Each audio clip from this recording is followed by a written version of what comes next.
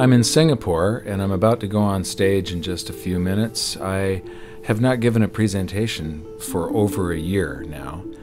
I was in a little fender bender a while back, and so I took a little bit of time off. There's this sense of urgency now. The global dollar standard was put in place by a series of accidental events that were very fortunate for the United States because it gave us an advantage over the rest of the world. But our politicians over the past decade or so have abused this privilege as though it was their birthright. And now the rest of the world are turning their backs on the US dollar standard. This is going to cause a financial calamity the likes of which we've never seen before, and it's going to be devastating for most people. I don't want this to happen, but the damage has already been done. So I'm going around trying to alert people and show them how they can protect themselves and turn this into a great opportunity for themselves. There's always one result from what we are doing right now, expanding the currency supplies all over the planet. There's one result, and that is higher gold and silver prices. I love America, at least the America that the Founding Fathers created, and I'm hoping that people get interested in this so that they'll see that what made America great is the answer to our problems, to get back to free markets, free people, and sound money. Our own history proves that this is the road to maximum prosperity. We are entering a period of financial crisis that is the greatest the world has ever known. The wealth transfer that will take place during this decade is the greatest wealth transfer in history.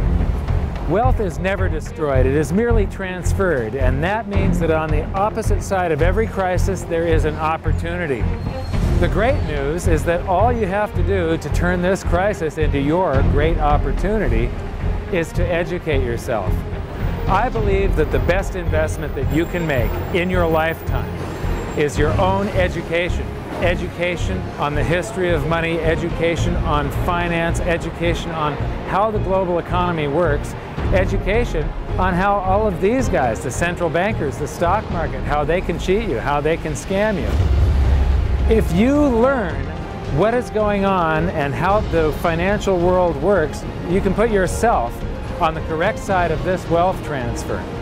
Winston Churchill once said that the further you look into the past, the further that you can see into the future. This program is all about creating your own crystal ball, being able to gaze into the future, being able to change this crisis, the greatest crisis in the history of mankind, into your great opportunity.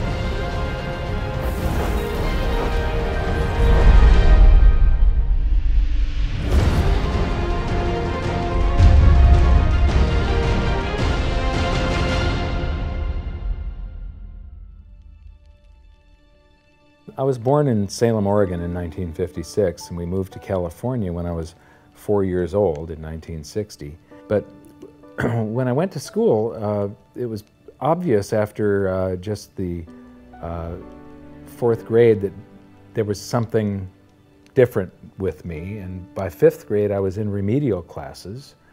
And it turned out that I was dyslexic, and teachers were not taught to recognize that back then. I was always falling behind everyone else. When I would get a teacher that would lecture instead of making us read out of books, I would just absolutely excel. I suddenly went from the dumbest kid in class to the smartest kid in all of the periods of that class. But the result was that, after a while I was in every single remedial class, and I just couldn't take it. And in 10th grade, I dropped out, middle of 10th grade, and I've never been back to school. I often say that in every crisis there's an opportunity, and in this case, the handicap of dyslexia has also been a blessing. Because I couldn't learn out of books and I couldn't take notes, I just had to remember everything.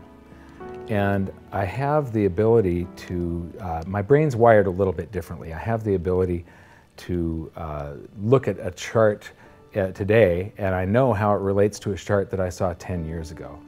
But it was back in about the year 2000 when Steve Jobs of Apple introduced OS X. The world of books opened up to me, built right into the operating system, was a text-to-speech program. Now I could just have an assistant slice and scan my books and turn them into text and email me, and then all I have to do is highlight the text, press a button, and the computer reads to me. People are turning to assets that will keep their value if prices rise. So much money has been pumped into the system that people are worried about inflation down the road, said Bruno S. Frey, professor of economics at the University of Zurich. So dyslexia is no longer a problem. But what it's also done for me is I have the ability to explain complex things to people in a simple manner for some reason. And so I sort of made it my mission to try and wake up the middle class, to let them know how the monetary system works, to let them know that there is a major economic calamity coming sometime down the road, and it's most likely within this decade that we're in right now. The US dollar is about 60% of the value of all the currency on the planet, and more than half of the dollars reside outside the United States. The reason every country has US dollars is, first of all, that's what central banks use as the reserve currency. Second of all, oil is priced in dollars. So this is the world, and what you see here is that these are the countries that are avoiding the US dollar in trade. They're doing bilateral agreements where they'll either hold each other's currency and settle that way, or they're establishing, like right now, they're talking about a BRICS bank, Brazil, Russia, India, China, and South Africa, having a bank that will do settlements between the countries directly without using the US dollar. These countries, they tried to avoid using the US dollar, like Iran tried, and we banned them from using SWIFT. How many here have made wire transfers before? So do you know what a SWIFT number is? It's a code that you plug in, and this SWIFT system is what transfers those dollars from one person's account to another person's account. Well, Iran decided that they were going to sell oil only in euros. They got banned from SWIFT. But there's countries right now coming up with a replacement for SWIFT, and it doesn't use the dollar, it's the Sukra system. And Iraq started selling oil for euros. In Libya, they were talking about creating the gold dinar and selling oil for gold. So those are the countries that are trying to use something other than the dollar. Then we've got gold competing with currency. And there's a lot of talk around here about the gold dinar, and there's people that are actually using gold in some of the countries over here. And then in Utah has recognized gold and silver as money again. It's legal tender currency in the state of Utah in the United States. And then you've got physical gold accumulation. I'll show you later that China is accumulating an immense amount of gold, but all the countries with an up arrow, that's gold accumulation. Then we have gold repatriation. Germany has been asking for their gold back, and they're getting it. Venezuela has repatriated their gold from the Bank of England. And then if we put this on a timeline, here's the nails in the coffin for the dollar standard, and you will see that there's not a lot of time left. This is my evidence that I think is proof that the death of the dollar is coming, and it's coming shortly. Nixon ended Bretton Woods, and we went on the dollar standard. Then the first nail in the coffin is Iraq sells oil in euros. The crisis of 2008, and we added 1.25 trillion to our base money in the United States. As we add to the base currency, people get worried about inflation. They start rushing toward gold and silver. Iran ends oil sales in dollars, and they're taking commodities in trade for oil. They're taking, in Turkey, they take the local currency and then buy gold in Turkey and export the gold to Iran. So they're basically selling oil for gold. They do the same thing with India. QE2, quantitative easing, that's more currency printing in the United States. Libya, China and Russia bypassed the dollar. They did a bilateral trade agreement where they hold each other's currency, and they do direct debt settlement without having to wire transfer US dollars. Chinese president just recently said that the dollar as the world's reserve currency is a product of the past. Utah recognized silver and gold as money. China and Iran bypassed the US dollar with a bilateral trade agreement. Venezuela repatriates its gold. China and Japan trade directly. India and Japan bypass the US dollar. Russia and Iran trade directly. Iran sells India oil for rupees and commodities. China and Brazil trade directly. Swiss citizens demand gold repatriation. African countries ban the dollar. In Zambia, you can go to jail if you use US dollars. Quantitative easing number 3. They have announced at the Federal Reserve that they're starting with $40 billion of currency that they're creating each month, and now it jumps to $85 billion. That's more than $1 trillion a year. And remember, it took 200 years to go from no dollars to 825 billion, and now they're going to create $1 trillion every year. Iran trading energy for gold. Singapore removes tax on money. Germany repatriates 150 tons of gold from the New York Fed. The citizens of Netherlands demand gold repatriation. Ecuador repatriates part of its gold reserves. Austrian citizens demanding gold repatriation. China acknowledges fundamental market shortage of gold. And now, the Fed is increasing the rate of printing. I said from 40 to 85 billion every month, just over $1 trillion per year. So those are the nails in the coffin for the dollar standard. And if you noticed, they're all speeding up and they're all happening right now. You don't have a whole lot of time. And if you wait too long, then the opportunity is gone. It's going to fail. Why is the dollar sacrosanct? Why is it not going to happen to the US dollar? Well, it will. People think, oh no, it's high technology, or we have computers now, or the internet. And these are ridiculous arguments. The truth is, all fiat currencies have failed, and there's no reason why this one won't. What worries me again so much is that it's a global situation. And so it's going to cause problems on a global basis. And it's a trust breaking down. And you're already seeing the trust breaking down, as I said earlier, because you're seeing different countries exchange directly with each other's currency, circumventing the dollar. You're seeing that in oil. You're going to see it more and more, and people are just going to opt out of the dollar. And you'll probably get to a point before the whole thing collapses entirely where the dollar is more or less used internally in the United States and externally is not used as much, because there'll be a lot of agreements made between nation states outside of the United States that will want to use each other's currency and not the dollar. This isn't going to be pretty when it happens. I am not an end-of-worlder or a doomsday guy. All you can do is play the hand that you are dealt. If we go to a new monetary system, and I think it's absolutely inevitable, there's just too much energy built up in this one that has to release. It has to come crashing down somehow. When that happens, there's an enormous wealth transfer for people that are on one side of the bet or another. And people don't realize that whether they think they are making a bet or not, they are making the bet. They are involved. This wealth transfer affects everybody, whether you want to participate or not. If you're holding paper assets and paper currencies, you have bet one direction. If you're holding gold and physical assets, you've bet the opposite direction. So these are changes in Chinese holdings. They are accumulating gold. They are getting rid of US Treasury bonds. This is gold held in China.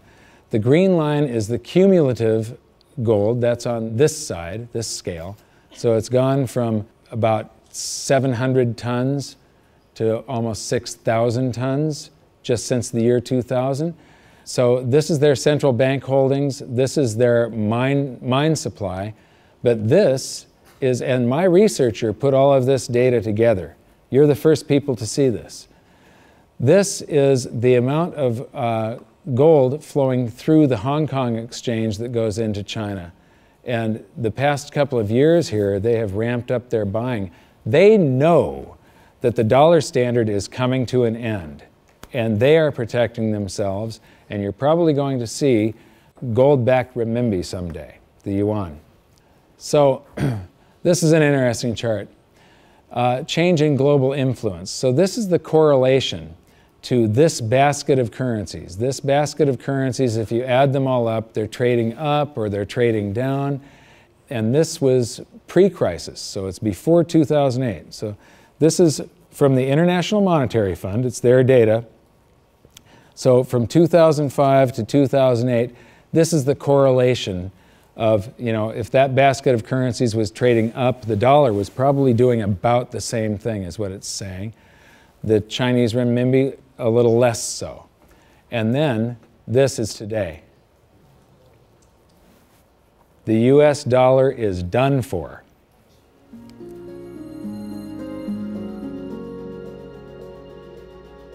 I don't think there's any question we're heading for a new monetary system. The question is what will it consist of? The four choices are sort of a world of multiple reserve currencies. And Barry Eichengreen, Berkeley, is the leading proponent of this, or leading scholar on this topic. The problem with that, and where I disagree with Eichengreen, is there's no anchor in that system. We did have multiple reserve currencies before in the 1920s. He's right about that, and it was sterling and the dollar, but they were both anchored to gold. And in the post-Bretton Woods world, since 1944, it's been one reserve currency, which is the anchor, and it was anchored to gold until 1971. Since then, the dollar has been detached from gold, but all the other currencies are still linked to the dollar. So at the end of the day, we've had an anchor of some kind. We've never had a world of multiple reserve currencies with no anchor. I'm not sure that's that stable. The SDR is the second choice. The SDR is a basket currency sponsored by the IMF.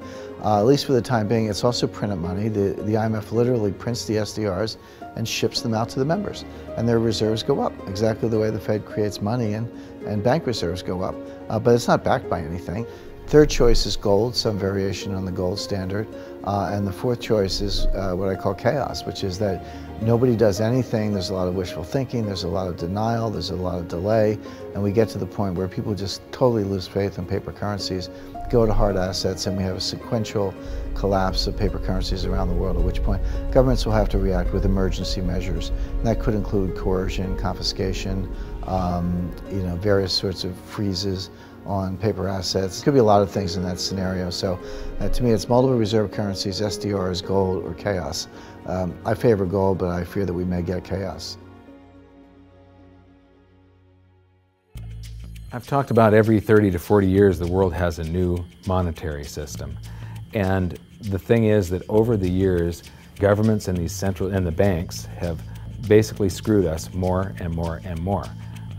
And these new currency systems are always created by the same idiots that created the last one that fell apart. It's the big banks, it's the central banks, and it's governments that are creating these new systems each time. And each time, the system they come up with is a system that cheats the population more and enriches the government and the banks more. It's a system that transfers wealth at greater and greater speeds. This one is going to fall apart just like all of the others. There's a difference this time, though. There's the internet. People are connected all over the world. Information is spreading, and people are getting educated. So I'm hoping that we go back to gold. Not a gold standard. Gold standards suck. I did a video on that. With a gold standard, there's supposed to be a certain amount of gold in the vaults for each unit of currency. In other words, it's a 1-to-1 ratio is the way it started. And then they print more receipts than gold that exists. So if we have gold standards, we're going to get scammed again. If we used gold and silver, if the public gets educated enough before all of this happens, if we went back to gold and silver, then governments can't scam us. It limits their ability to transfer wealth from the population to the government and to the banks. A lot of people say that you can't use gold and silver today because they're too heavy and bulky, and it's completely wrong. You could put gold and silver in a vault, and you could make payments to somebody by transferring ownership of nanograms, grams, or ounces of gold and silver from one person's account to another by means of a check, a credit card, or even your cell phone. If we go back to a gold-backed currency, gold-backed US dollar, at that point, I think the minimum scam that the US could get away with, which means the minimum number of dollars in existence that they could make convertible into gold, would be the dollars that are held in foreign central banks. That would be similar to the Bretton Woods system that we had from 1944 to 71. Well, I did some analysis on this when I was writing the book back in 2005, and back then it required $20,000 an ounce gold for the Treasury to have enough gold to cover those dollars, or the New York Fed actually. And if they were going to back all of the dollars, you're talking gold measured in the hundreds of thousands of dollars per ounce. There just isn't that much gold, and there's a whole lot of currency. We keep on printing it every minute of every day.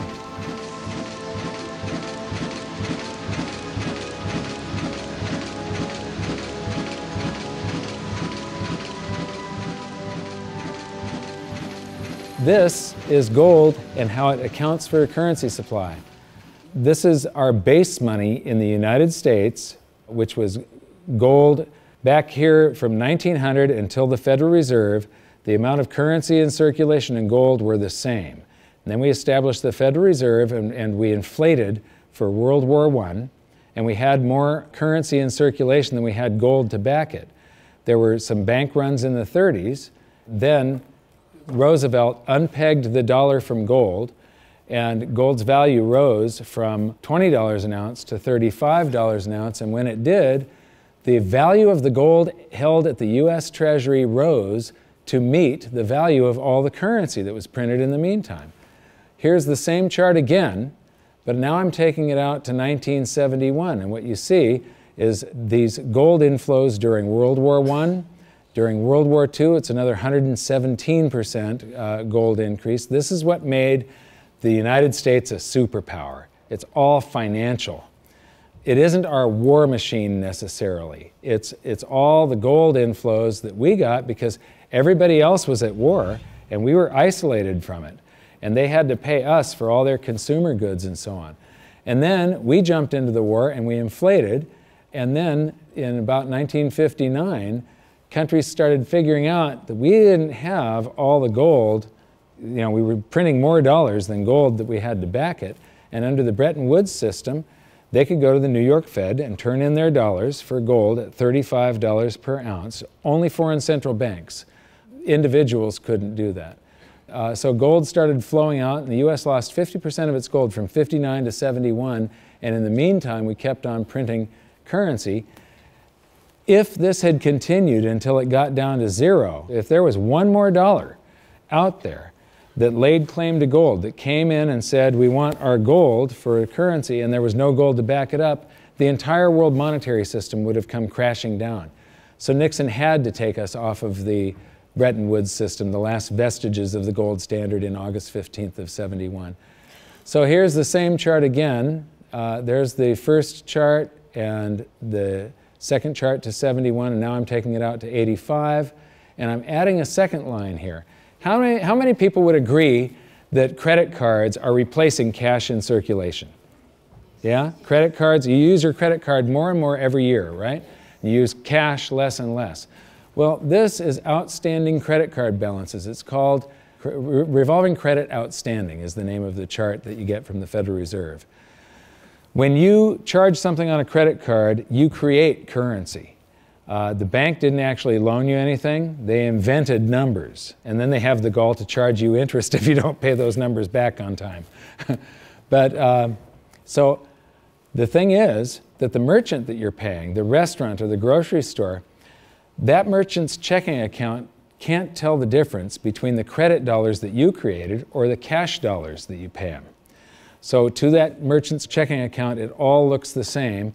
And those dollars that you created stay in circulation until somebody saves them up and pays down credit card debt. So unpaid credit card balances I include as part of the cash in circulation. And in 1971, Nixon took us off the gold standard and gold became a freely traded separate commodity/money, and it did an accounting of the currency supply.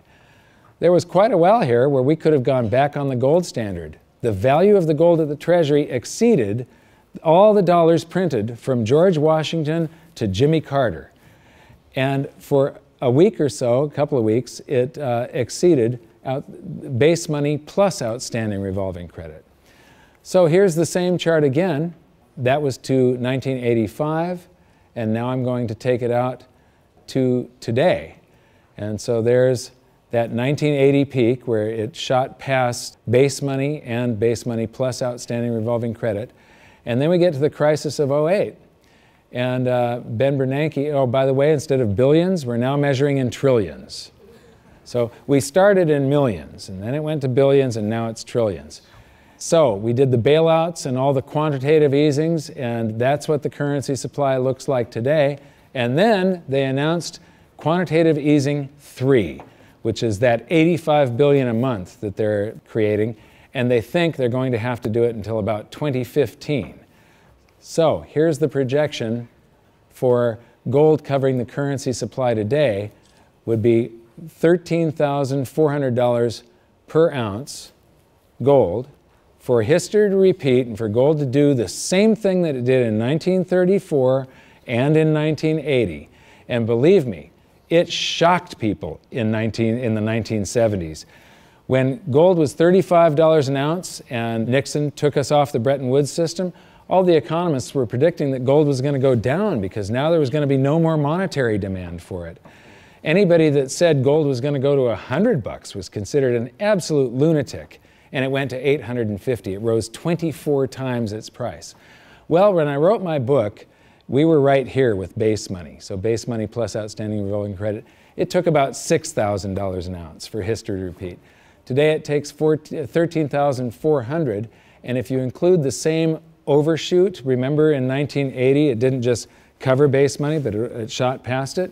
$24,000 an ounce gold is what it would require to meet that. Except the Fed has announced that they're going to keep on printing currency until there's lower unemployment and the economy gets back on track. And they think till 2015. So the projected price, according to the Fed and history repeating, if the Fed does this and then history repeats and gold, the public gets afraid of what the Federal Reserve is doing, and they rush toward gold and silver to protect their purchasing power, gold would have to rise from there to way up here, and that is $26,000 per ounce gold to cover. If it does the same overshoot, we're talking about $47,000 an ounce gold. Now, I don't even like to measure gold in dollars. If you measure it in a price doesn't mean anything. It's the value. How much can you buy with the proceeds? If we have deflation and some of this currency evaporates, because it's all just numbers that they type into a computer these days, if we have deflation, maybe gold peaks at $3,000 an ounce and the currency supply collapses to way down here somewhere, and the Dow is at 1,500. That means gold will still be double the Dow. You're still going to get 14 times more paper assets one day than you can buy today with them, and it's probably only a couple of years left that this is going to take, as you saw by how the nails in the coffin of the dollar standard, how they're speeding up.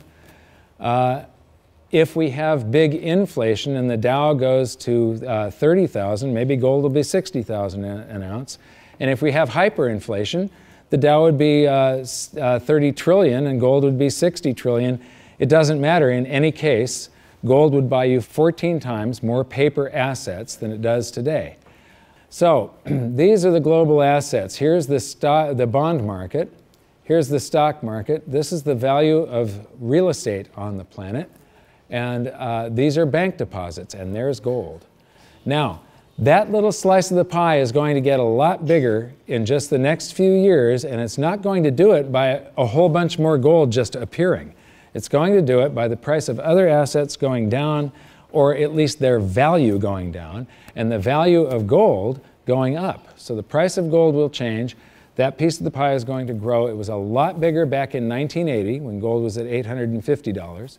It's going to get a lot bigger today again, but today, as you've seen, it requires far, far higher prices. So, the death of the dollar standard. How many people here believe that I'm sort of predicting what's going on in the future here? You can see that there's a new world monetary system coming. It happens every 30 to 40 years, except this time, instead of a baby step off of gold, we've got to go from nothing back to something. It's going to be a worldwide convulsion, the scale of which has never been seen before.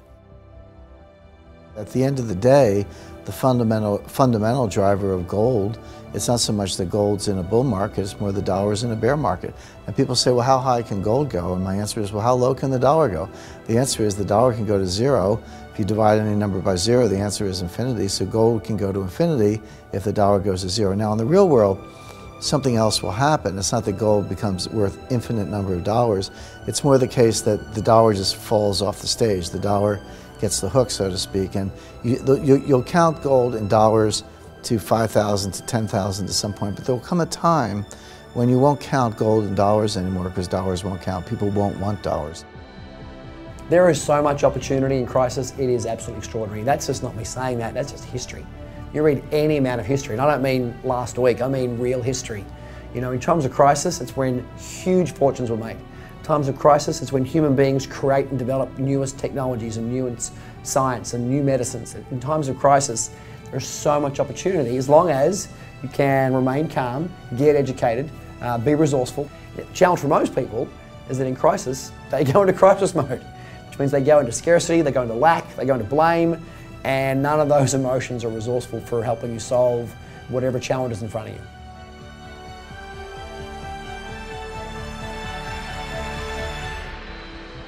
I believe that this is probably the greatest opportunity of anyone's lifetime. There has never been a situation where everything came together just like this. This is the first time in history where all the world's currencies are just fiat currencies backed by nothing.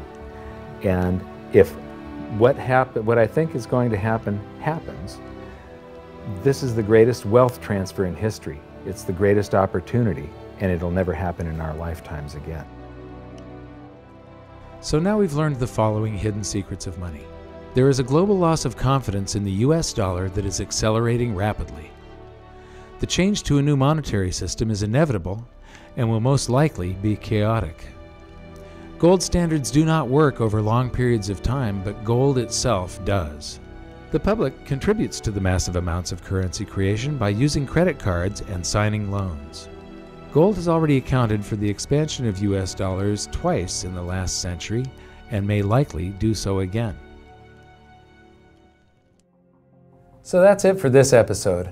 I thank you for watching, and I hope you enjoyed it. I know I threw around a bunch of astronomical prices for gold someday in the future, but it isn't the price measured in dollars, it's how much is its value, what is it worth, how much stuff can it purchase. The price measured in dollars, or any currency for that matter, is just a bunch of numbers, and it really doesn't mean anything. There are numbers that are created by the world's central banks, by the commercial bank system, and we're forced to transact in these currencies. But in our next episode, we're going to clear away the smokescreen of national currencies and show you how the world monetary system really works and how all national currencies have to continue losing value. It is not possible for them to maintain purchasing power over any reasonable period of time. As for the golden nails in the dollar's coffin, it's only been a short while since we filmed the presentation in Singapore, and already there are more of them. So for an update, visit hiddensecretsofmoney.com, and in your free information toolkit, there's an exclusive presentation on the latest developments of the golden nails in the dollar's coffin. Now, I know this episode was kind of serious and it might have you upset right now, but believe me, it's not all doom and gloom.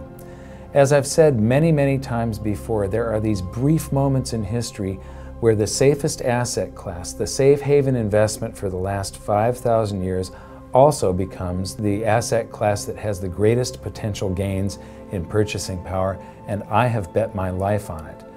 First, I became an investor back in 2002, and then I started telling everybody about it. I started warning them what was going to happen with the world economy and how to protect themselves, and I made it my mission to educate as many as I could. So in 2005, I wrote my book, and then I gave people a means to protect themselves and opened up goldsilver.com.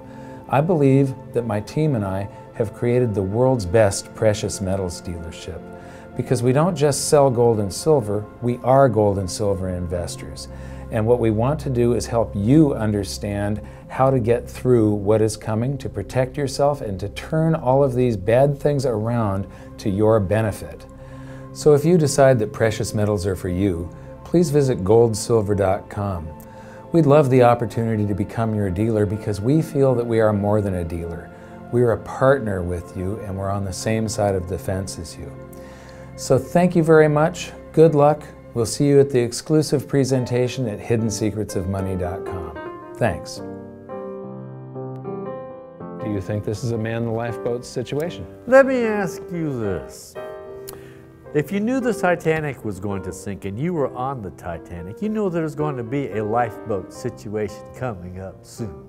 Would you like lifeboats available? That's right. Would you like to get in the lifeboat early, get a nice seat, maybe close to the water, maybe close to the food supply, right there in the middle, nice and comfy? Or you want to be one of the last ones on the boat and you're jockeying for position, you have to throw a kid out to make room for you.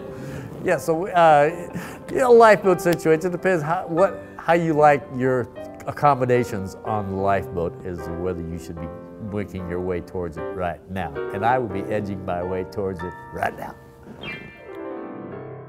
Mike Maloney's Hidden Secrets of Money is made possible by the clients of goldsilver.com. Your continued loyalty and support allows us to educate the public on how to both protect themselves and benefit in the turbulent times ahead. To all goldsilver.com customers, thank you. Hidden Secrets of Money would not be possible without you.